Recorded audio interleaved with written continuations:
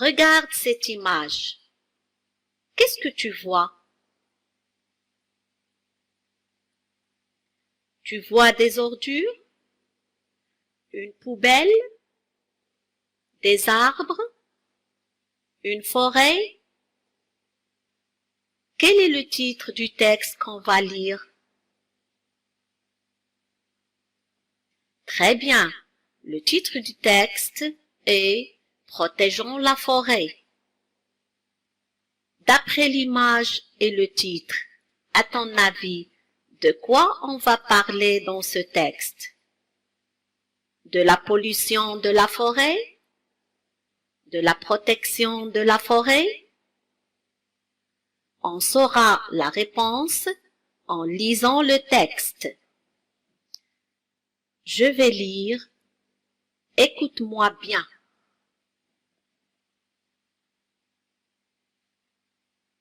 Protégeons la forêt.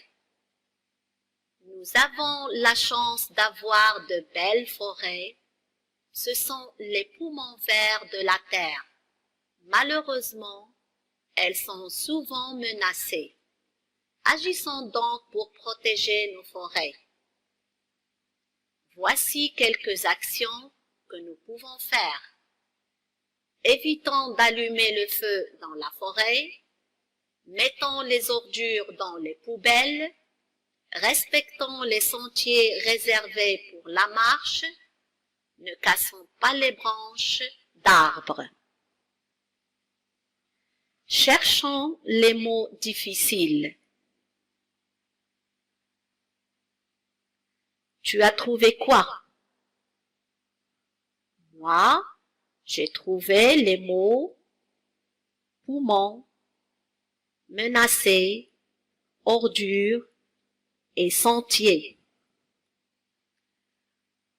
On va expliquer ces mots.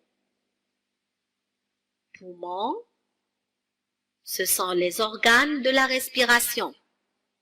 Menacé, mis en danger. Ordure, des saletés, des déchets.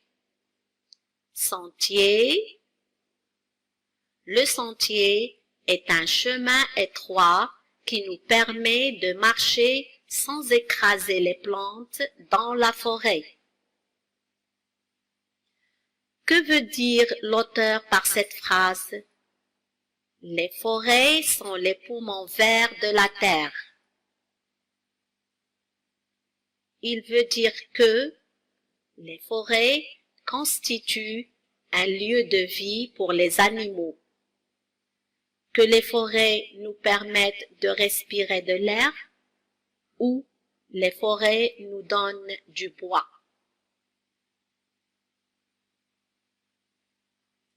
Oui, très bien. Il veut dire que les forêts nous permettent de respirer de l'air. Maintenant, c'est à toi de lire le texte. Et en lisant, tu relèves les actions citées pour protéger la forêt.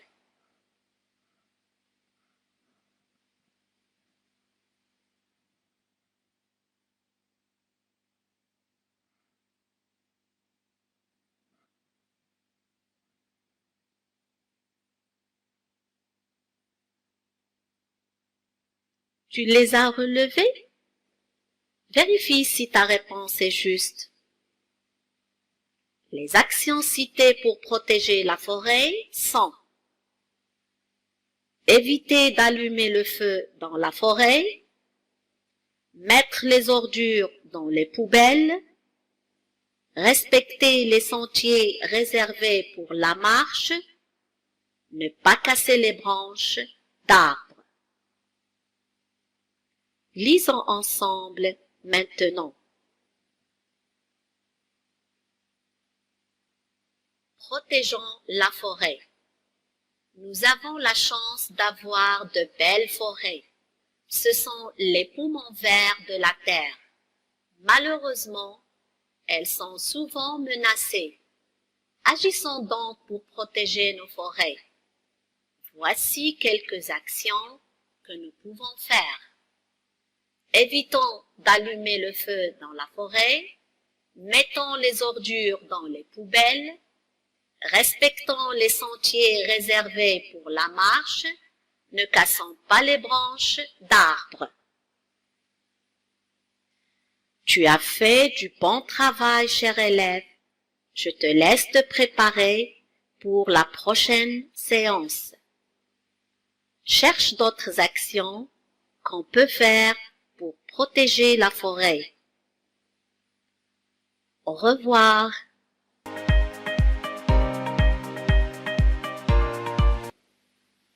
C'est quoi un complément d'objet direct? À quelle question il répond? Le complément d'objet direct complète le sens du verbe. Il répond à la question quoi, qui. Très bien.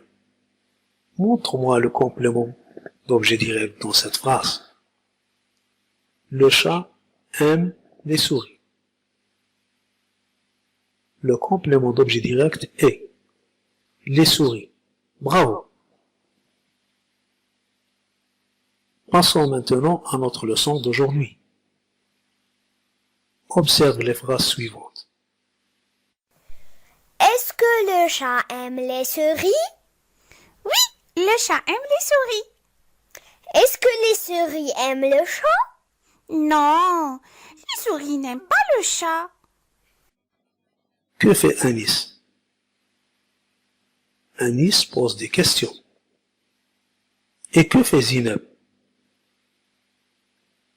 Elle répond aux questions. Regarde les réponses de Zineb. Oui, le chat aime les souris. Non, les souris n'aiment pas le chat.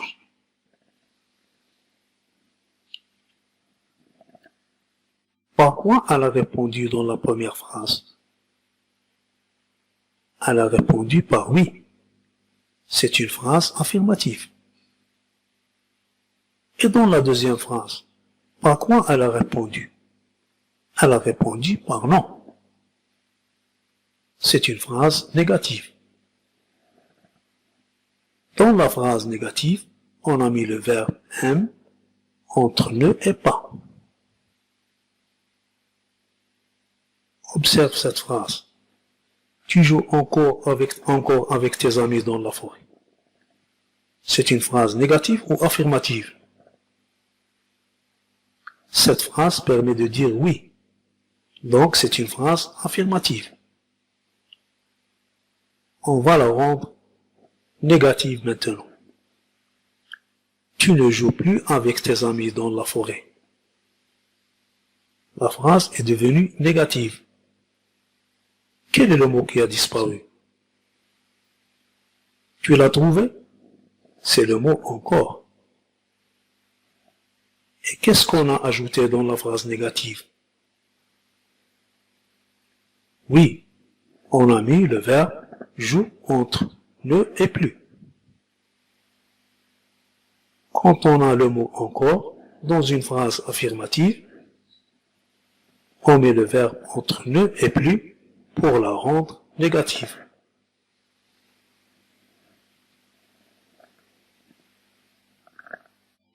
Continuons avec d'autres phrases. Il coupe toujours les branches des arbres. Il ne coupe jamais les branches des arbres. La première phrase permet de dire oui. Elle est affirmative. On l'a rendue négative. Dans la deuxième, elle permet de dire non. Qu'est-ce que tu remarques? Oui, le mot toujours a disparu dans la phrase négative et le verbe coupe est mis entre ne et jamais. Lorsqu'on a le mot toujours dans une phrase affirmative, on met le verbe entre ne et jamais, lorsqu'on la rend négative.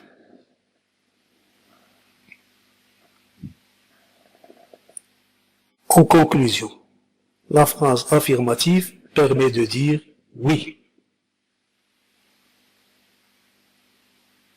La phrase négative permet de dire non.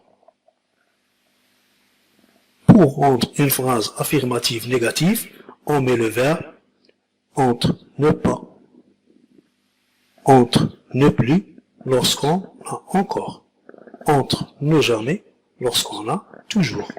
Maintenant, tu peux ouvrir ton livret, tu lis la règle et tu te prépares pour la prochaine séance. Notre séance arrive à sa fin.